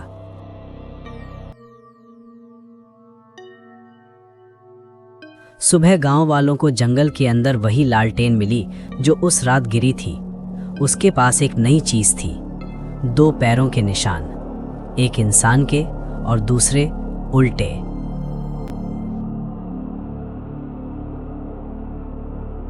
आज भी जब अमावस आती है, जंगल से 2 आवाजें आती हैं, एक आदमी की और दूसरी किसी और की। जो जंगल की आवाज एक बार सुन ले, वो पूरी तरह कभी लौटता नहीं।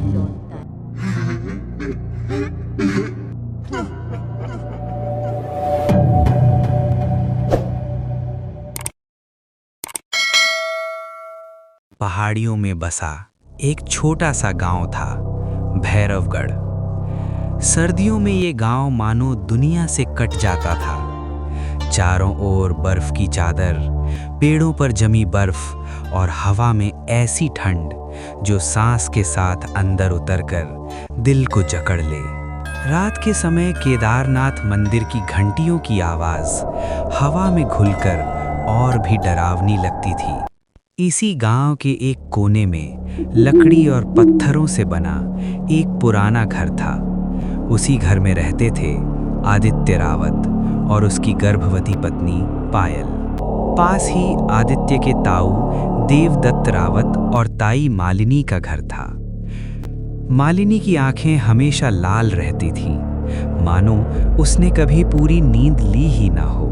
एक बर्फीली रात पायल ने रजाई के अंदर से कांपती आवाज में कहा, आदित्य, तुम महसूस नहीं कर रहे क्या? इस घर में ठंड अलग है, ऐसी ठंड जो हड्डियों से नहीं मन से चिपकती है।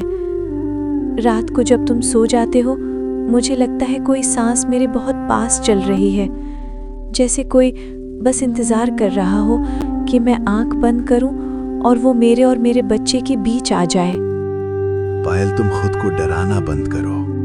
केदार की सर्दी ऐसी ही होती है, यहाँ हर आवाज गूंज बनकर लौटती है। तुम माँ बनने वाली हो, ऐसी हालत में दिमाग ज्यादा सोचता है, उल्टे सीधे ख्याल आते हैं। लेकिन तुम परेशान मत हो, मैं हूं ना। जब तक मैं हूं, इस घर में कोई दूसरा नहीं हो सकता। हमारे बच्चे को कोई नुकसान नहीं होगा। रसोई से बर्तन गिरने की आवाज आई। दोनों चौंक गए। आदित्य टॉर्च लेकर रसोई की ओर बढ़ा। वहां उसने देखा फर्श पर नमक फैला हुआ था और उसमें बनी थी एक अजीब टेढ़ी मेढ़ी काली आकृति। पायल का चेहरा सफेद पड़ गया। अब वो और ज्यादा डर गई थी। आदित्य, इस नमक को देखो, ये यूं नहीं गिरा है, ये किसी ने फैलाया है। और ये आकृति, ये किसी इंसान की परछाई नहीं लगती, ये झुकी हुई है, जैसे कोई रेंगते हुए हमारे घर में आया हो। नमक है पायल, नमक। शायद चूहे होंगे या हवा से गिर गया होगा। हर चीज को डर से मत जोड़ो, वरना डर हमसे पहले इस घर में बस जाएगा। उसी समय पास के घर में मालिनी जमीन पर बैठी थी। सामने सिंदूर, नींबू, काले धागे और बर्फ में दबा तांत्रिक चिन्ह। लगता है असर दिखने लगा है। औरत डर जाए तो आदमी खुद टूट जाता है। बस जमीन चाहिए मालिनी, केदार जाने वाला रास्ता हमारे नाम हो जाए।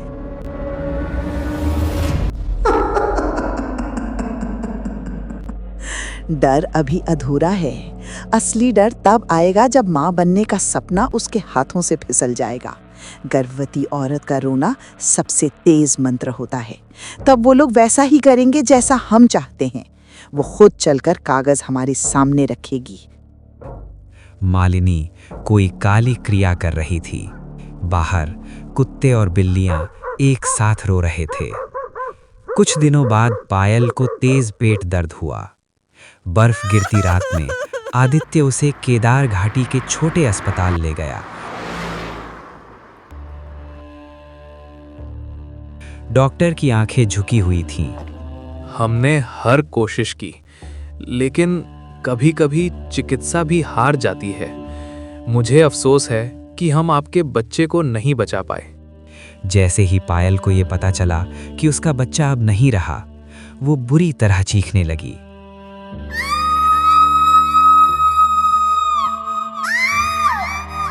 पायल की चीख बर्फीली हवा में गुम हो गई। डॉक्टर, एक बार फिर देख लीजिए। मैंने उसे महसूस किया है। वो अभी यहीं है। मेरा बच्चा, वो अभी गया नहीं है।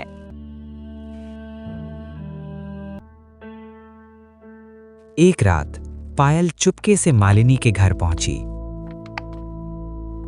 अंदर से आवाजें आ रही थीं। अगर उसे सब पता चल गया तो? अगर उसने गांव वालों को बता दिया तो? डरपोक मत बनो। कहीं तुम्हारे डर के कारण हमारी योजना पर पानी न फिर जाए। वो मुझे देवी मानती है। सोचो, जिसके कारण उसका बच्चा गया, उसी से मदद मांगने आई। वो कभी सोच भी नहीं सकती कि ये सब हमारा किया हुआ है। भक्षक से रक्षक की उम्मीद, यही इंसानी मूर्खता है। पायल के पैरों तले जमीन खिसक गई। पायल को विश्वास नहीं हो रहा था कि जिन अपनों को वो अपना सुख दुख के साथी मानती थी, वो जमीन के कुछ टुकड़े के लिए इतना नीचे गिर जाएंगे। वो जान चुकी थी कि उसके बच्चे की मौत के पीछे मालिनी का ही हाथ है। मैंने कहा था आदित्य, मैंने कहा था इस घर में कुछ गलत है। ये कोई बीमारी नहीं थी, ये किसी की नजर थी, किसी का लालच था। मैंने गलती की। मैंने तुम्हारी बातों को कमजोरी समझ लिया। लेकिन अगर ये किसी इंसान की साजिश है तो मैं उसे छोड़ूंगा नहीं। नहीं आदित्य, तुम कुछ नहीं करोगे। वो बहुत शक्तिशाली है, जादू करना जानती है। अपना बच्चा तो मैं पहले ही खो चुकी हूँ। मैं अब तुम्हें भी खोना नहीं चाहती। घर तो हम दूसरा बसा लेंगे। उन्हें घर चाहिए ना। ये घर उनके नाम कर हम यहाँ से दूर कहीं चले जाएंगे।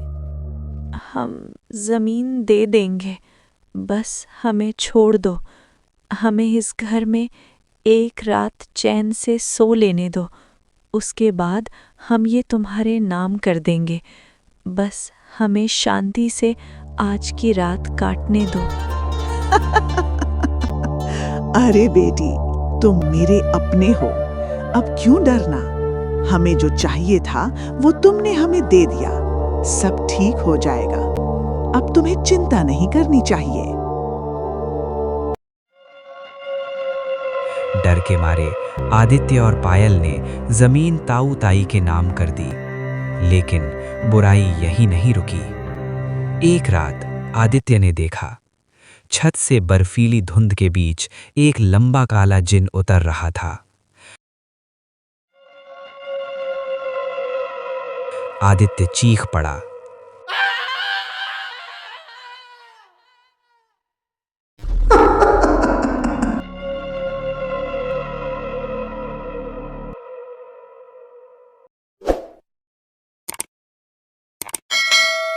एक ठहरी तो हुई क्या शाम दूसरा बच पाएगा? बाहर हल्की हल्की बारिश गिर जंगल रही। हमेशा बराबरी खिड़की से नहीं टकराती करता। बूंदें और कमरे के अंदर बैठा और रोहन। जो रह जाता है, आज वो कुछ ज्यादा वो ही जंगल की कहानी बन जाता है। आरती ने उसे देखा।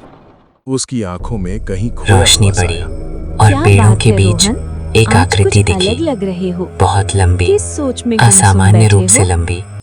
उसका रोहन ने कोई शरीर जवाब नहीं दिया। मानो जल चुका हो, बस खिड़की से बाहर त्वचा देखते जगह जगह से काली पड़ी हुई, कुछ पल बाद धीमी चेहरे का आवाज में आधा बोला, हिस्सा पहचाने लायक नहीं था। माँ याद आ गई। उसकी आंखों की आरती, मैं जगह सोच रहा हूँ खालीपन था। अब की बार गांव ऐसा जाकर माँ से खालीपन मिल आता हूँ। जो देखता नहीं, वैसे भी बहुत साल हो गए माँ बल्कि से महसूस मिले बिना। करता है।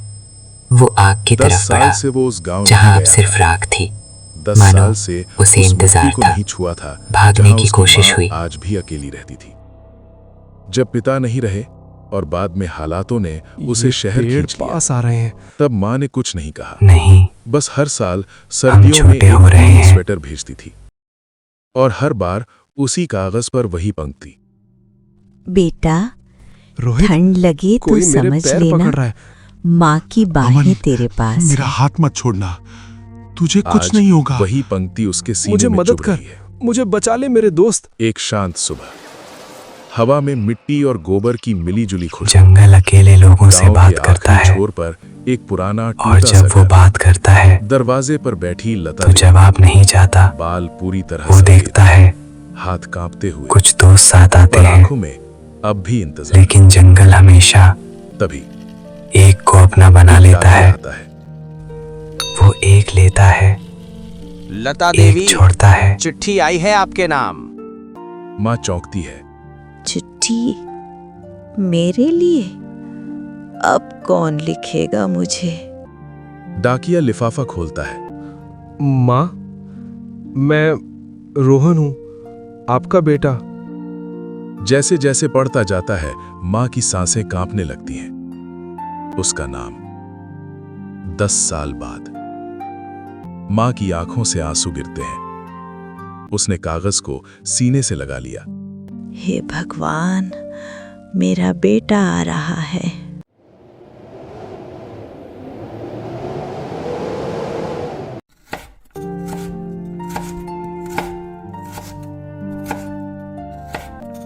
नारियल और गुड़ के लड्डू बहुत पसंद है मेरे बेटे को। इस बार ज्यादा मीठे बनाऊंगी। माँ लड्डू बनाने लगती है। नारियल कसते हाथ कांपते हैं। गुड़ की खुशबू पूरे घर में फैलती है। वो खुद से बातें करती है। मेरा रोहन बड़ा हो गया होगा। कैमरा दीवार पर टंगे पुराने फोटो पर जाता है।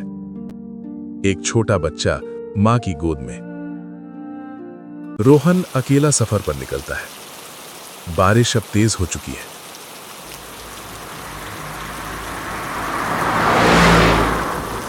वो बस में बैठता है। बस की खिड़की से शहर पीछे छूटता जाता है और उसके साथ 10 साल की दूरी। रोहन काशीपुर स्टेशन की ओर चलता है। स्टेशन के बाहर केवल 2-3 ऑटो खड़े हैं। ठंडी हवा से वातावरण और भी सर्द और खाली लग रहा है। ऑटो गांव की तरफ बढ़ता है, लेकिन रास्ता घना और सुनसान है। दोनों तरफ पेड़ इतने घने हैं कि आकाश दिखना बंद हो जाता है। जंगल जैसा रास्ता। ऑटो रुकता है।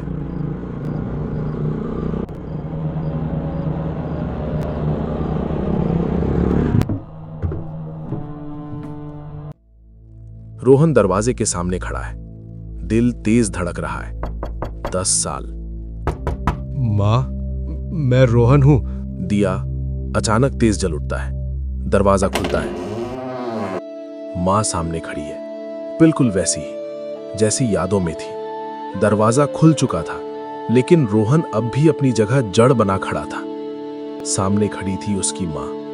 वही चेहरा, वही आंखें, वही अपनापन। बस कुछ अलग था। हवा अचानक ठंडी हो गई। माँ ने धीरे से कहा, आ गया मेरा बेटा। माँ ने उसे बाहों में भर लिया।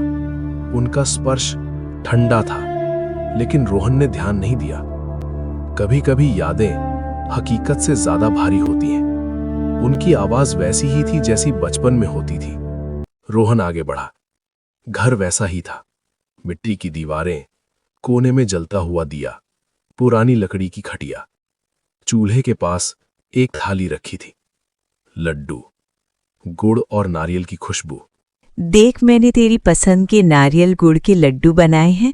जल्दी खा के बता कैसे बने हैं। रोहन की आंखें भर आईं। आपको आज भी याद है? माँ कभी अपने बच्चे की पसंद को भूलती है क्या? तेरे लिए ही बनाए हैं। रोहन ने एक लड्डू उठाया। पहला कौर। स्वाद बिल्कुल वैसा ही जैसे बचपन में, लेकिन जैसे ही उसने निगला उसकी रीढ़ में हल्की सी सिहरन दौड़ गई। लड्डू गर्म नहीं था, बिल्कुल ठंडा। मां सामने बैठी थी। दिए की लौ अजीब तरह से कांप रही थी। रोहन बेटा, शहर में खुश है ना तू? हाँ माँ, बस आपकी बहुत याद आती थी। मां कुछ पल चुप रही, फिर बोली, मुझे पता था तू आएगा। रोहन ने चौंक कर देखा। कैसे? मां ने कोई जवाब नहीं दिया, बस दिए को देखती रही। लौ अचानक नीली सी हो गई। हवा फिर तेज चलने लगी। खिड़की के पर्दे अपने आप हिलने लगे। रोहन को ठंड लगने लगी। माँ, अब ठीक है? मां ने उसकी तरफ देखा। उनकी आंखों में एक पल के लिए कुछ और था, कुछ खाली। बेटा, ठंड बढ़ गई है, तू सो जा। रोहन खटिया पर लेट गया। मां ने उसके ऊपर एक पुरानी रजाई डाल दी। रजाई नमी से भरी हुई थी, जैसे बरसात में पड़ी हो। मां बोली, सुबह बहुत बातें करेंगे।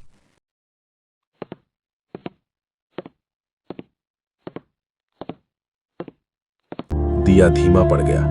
घर में सन्नाटा, बस बाहर नीम के पत्तों की सरसराहट, लकड़ी के फर्श की आवाज। रोहन की नींद खुल गई। कमरा ठंडा हो चुका था। दिया बुझ चुका था। माँ? कोई जवाब नहीं। वो धीरे धीरे उठा। दरवाजा खुला था। बाहर चांदनी फैली थी। आंगन में मां खड़ी थी, पीठ उसकी तरफ। चांद की रोशनी सीधे उनके ऊपर पड़ रही थी। वो आसमान की तरफ देख रही थी, बिल्कुल स्थिर।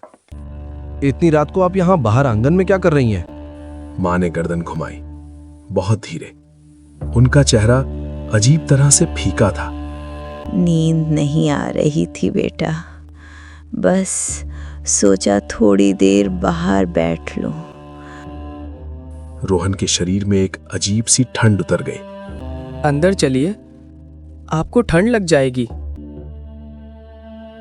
मां कुछ पल उसे देखती रही, फिर बिना कुछ बोले अंदर चली गई। रोहन वापस खटिया पर आया, पर नींद अब दूर थी। उसके कानों में मां की आवाज गूंज रही थी, और साथ ही एक सवाल, मां की सांसों की आवाज क्यों नहीं आ रही थी। धीरे धीरे रात ढलने लगी। ठंड कुछ और बढ़ गई, और तभी मुर्गे की बांग। सुबह। रोहन की आंख खुली। कमरे में सिर्फ वो था, मां नहीं थी। खटिया के पास उनकी चप्पलें पड़ी थीं। उन पर धूल जमी हुई थी, जैसे कई दिनों से किसी ने छुआ भी ना हो। रोहन का दिल जोर से धड़कने लगा। उसने सोचा कि मां आसपास ही कहीं होगी, थोड़ी देर में आ जाएगी। सुबह की हल्की धूप गांव की पगडंडी पर फैल रही थी। रोहन थैला लेकर घर से बाहर आया। सोचा थोड़ी सब्जियां लेकर आऊं। भैया, 1 किलो आलू, आधा किलो टमाटर और भिंडी दे दो।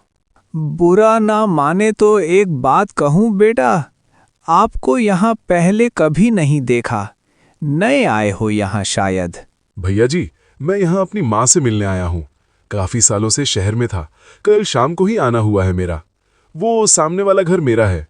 सब्जी वाला बस मुस्कुराया, किसी बात का जवाब नहीं दिया। गांव के मोड़ पर रंजन दिखाई दिया। अरे रोहन, कब आए? बहुत सालों बाद देखा तुम्हें। मैं कल शाम को ही आया हूँ। माँ को देखे हुए कई साल हो गए थे। उनकी बहुत याद आ रही थी। सोचा उनके साथ कुछ समय गुजारूं। रंजन की आंखें फैल गईं।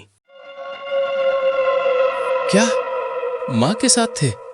लेकिन ऐसा कैसा हो सकता था? उनका 2 दिन पहले ही उनका देहांत हो गया था। रोहन के हाथ से सब्जी का थैला गिर गया। नहीं, ऐसा हो नहीं सकता। मैं रात भर उनके साथ था। उन्होंने मुझे अपने हाथ से लड्डू खिलाए, बात की। रंजन धीरे धीरे बोला। पूरा गांव उनके अंतिम संस्कार में था। रोहन की आंखें फैल गईं, हाथ कांपने लगे। उसका दिमाग हकीकत और यादों के बीच फंस गया। रोहन तेजी से दौड़ता है। हवा तेज, पेड़ की शाखाएं उसके रास्ते में आती हैं। सांसें तेज, दिल जोर जोर से धड़कता। आंगन में आता है। मां खटिया पर बैठी हैं, लेकिन अब कुछ अलग है। चेहरा शांत, हल्की मुस्कान, लेकिन आंखों में कुछ इस दुनिया का नहीं। देखा मां, सब कहते हैं तुम नहीं रही, पर तुम मेरे सामने हो। रोहन दौड़कर उन्हें पकड़ना चाहता है। मां, मत जाइए प्लीज। मां ने हल्की आवाज में कहा। बस एक तमन्ना थी, तुझे आखिरी बार देखने की। तुझे देख लिया, अपने हाथों से खिलाया भी। अब मेरी कोई दूसरी इच्छा नहीं रही। अब मैं जा सकती हूँ चैन से। दिया कांपता है। हवा और तेज होती है। नीम के पत्ते सरसराहट करते हैं। रोहन महसूस करता है मां धीरे धीरे हवा में घुल रही हैं, जैसे कोई धुंध बनकर उड़ रही हो। मां की आखिरी मुस्कान रोहन की आंखों में हमेशा के लिए जमी रहती है। अब खुश रहो बेटा, तुम्हारी याद ही मेरी याद है।